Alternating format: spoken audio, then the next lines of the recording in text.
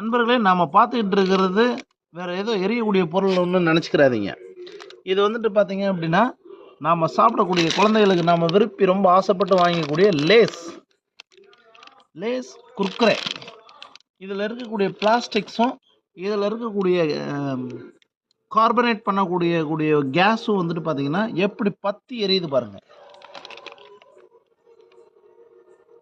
அதனால் நல்லா நிறைய குழந்தைகளுக்கு இதை வாங்கி கொடுத்து நிறைய வந்துட்டு நம்மளுடைய அடுத்த தலைமுறைகளை வந்துட்டு நோய்வாய்ப்படுத்துங்க. அப்போ தான் டாக்டர்கள்லாம் நல்லா இருப்பாங்க. அப்படியே பண்ணுங்க.